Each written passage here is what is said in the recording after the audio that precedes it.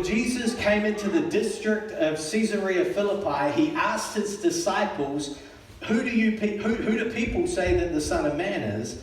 And they said, some say John the Baptist, others say Elijah, others Jeremiah or one of the prophets. He said to them, but who do you say that I am? And Simon Peter replied. Now Simon Peter's a bold guy. He gets it wrong on more occasions than he gets it right. And it takes a certain boldness to speak up. But he says, you are the Christ, the Son of the living God. And Jesus answers him and says, blessed are you, Simon, son of Jonah, for flesh and blood has not revealed this to you, but my Father who's in heaven. And I tell you, you are Peter. There's a little wordplay that happens here in the Greek. There's a similarity between Peter and rock. It says, you are Peter, and on this rock I will build my church, and the gates of hell will not prevail against it. I will give you the keys of the kingdom of heaven, and whatever you bind on earth shall be bound in heaven, and whatever you loose on earth shall be loosed in heaven. This is an awesome story. It's great. It's great for a number of reasons. One of those reasons is where it takes place. This is crazy. So Jesus is on a journey with his disciples, and he leaves Galilee. He leaves his kind of home base, and he goes traveling. And he gets to this place called Caesarea Philippi. Now, Caesarea Philippi was like a Greek and Roman city. And it was a stronghold for like pagan worship of the prophet Baal, the god Baal, and it was worship of the Greek god Pan, and it later became a place of worship of Caesar and the empire. This was like the stronghold of worship of everything other than the God of the Israelites. So Jesus leaves nice, safe Galilee, goes on a trip with his disciples, gets to this place that is kind of the least like Jerusalem, the least like Yahweh, the God of Israel, that he could find. And it's at this place, in this moment, in front of all of these temples, that God reveals to the disciples who Jesus is. He doesn't do it in Jerusalem. He doesn't do it at the temple. He doesn't do it at the synagogue. He doesn't do it in church. He reveals to the disciples the nature, the character, the mission of Jesus in the midst of brokenness and darkness and separation from him. And I think that tells us something about the heart of God. As I said, you know, what can happen if you've been a Christian for a long time is that church can become routine. And you find yourself years down the track thinking, man, I come to church every week, but I just don't feel like I experience God like I used to. You know, God is in the business of maturing you, like making you more and more mature. Now we're in a baby phase again, and it reminds me about all of the things that come with babies. One of the things in the process of maturity, when babies are young and they cry, what do parents do? They go to the baby. They're sitting, they're enjoying a movie in the lounge, and the baby cries in the bedroom. So, go get the crying baby. And you rock it to sleep, and you put it down, and you go back, and 5 minutes later, you get back up to go deal with the crying baby. Now, I included myself in that. It's my wife that mainly goes to get the crying baby. And she's in the service tonight, so I can't get away with lying. Because I will be found out. But what happens when babies get older? As they mature, you engage with them in different ways.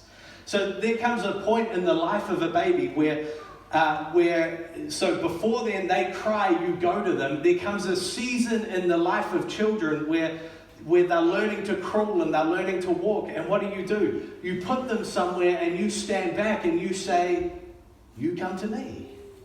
And they hate it because they don't want to come to you. They want you to go to them and pick them up. I think there's a parallel in our walk with God. When we're fresh, when we're new, when we're baby Christians, we cry and God comes. In our cult, we throw a tantrum.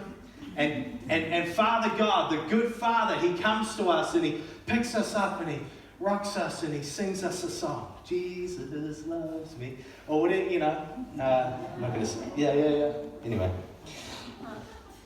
And then there's a season because He's interested not in keeping you as a baby. Babies are delicious, but they will sap the life out of you.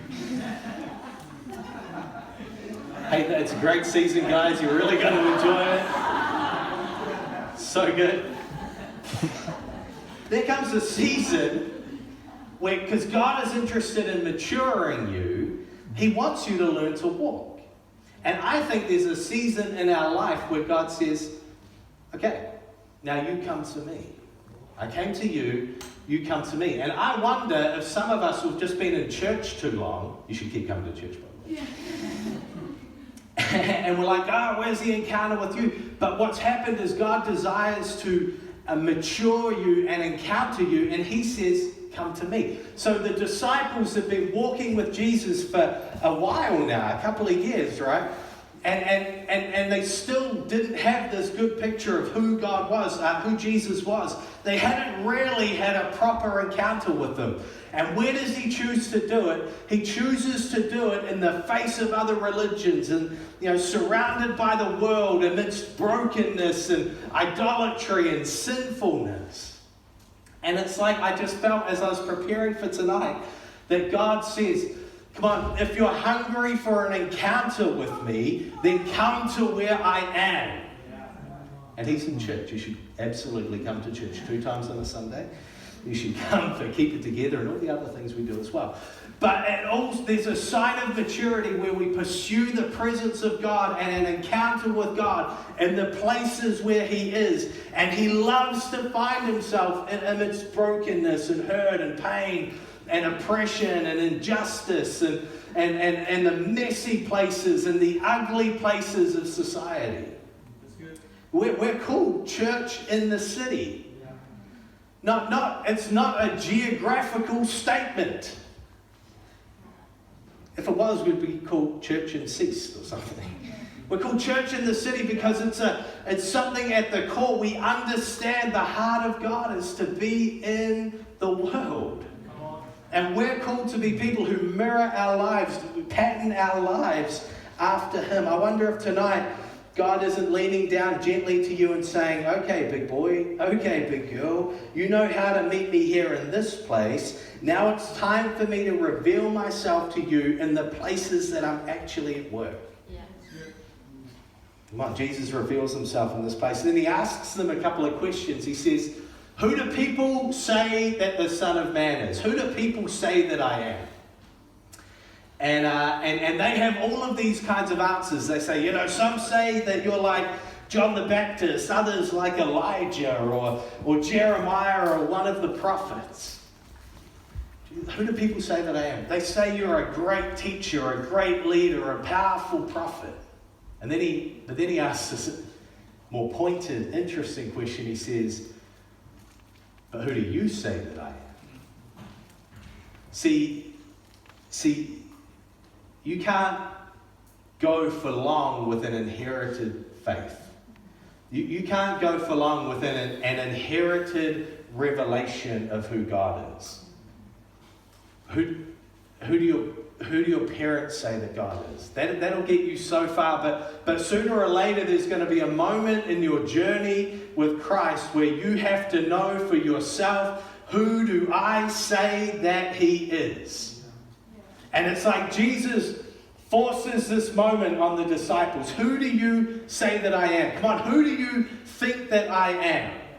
And there's a moment C.S. Lewis talks about, you can arrive to 3 conclusions about who Jesus is from the Gospels and the Bible. You can conclude that He's a liar, that He was just making a bunch of stuff up, that He was lying. You can conclude that He was a lunatic, that this guy was insane, or you can conclude that He is Lord. He is who He says He is. He is the Son of God. He is fully human and fully divine, and he did come for our sins. He did come to save the world and to show us the heart of the Father.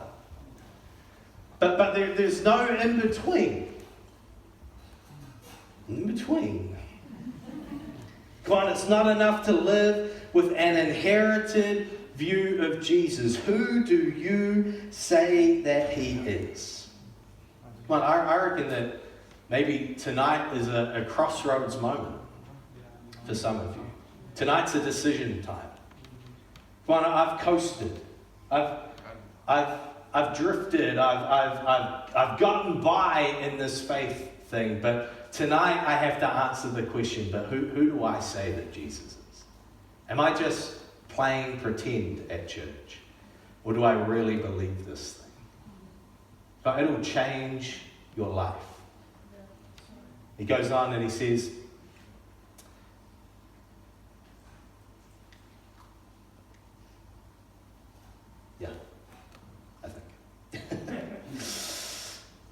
So he says, I tell you that you're Peter, and on this rock I will build my church. So what happens? So the conclusion, Peter's conclusion to the question, who do you say that I am? Peter has this moment of revelation. It's like the Spirit of God comes on him, and the truth about who Jesus is revealed to him. It's like curtains pull back, and he sees Jesus for who he is. And he's like, you're the Christ. Like, you're the Messiah, you're the King that we've been waiting for. You're the one that's going to come and set this whole world right, who's going to restore relationship between fallen, broken humanity and God, who's going to fix all the messed up things in this world. You're the Christ.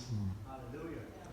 And it's like his eye, like scales fall off his eyes, like he can see Jesus for who he is. And Jesus says to him, I tell you, you're Peter, and on this rock I will build my church. On what rock? On Peter? Peter would not make a very good foundation for the church. Because in like a couple of verses, Peter's going to challenge Jesus. And Jesus is going to say to him, get behind me, Satan. Like, that is a whiplash moment. Like, from a high to a low. That's a terrifying roller coaster experience. So Peter's not a very good revelation for God, for Jesus to build his church upon. So I think, here's the thing, I think that the revelation, the rock of what Jesus is going to build his church upon is on the revelation of who he is. This is what God is going to build his church. The revelation of who he is.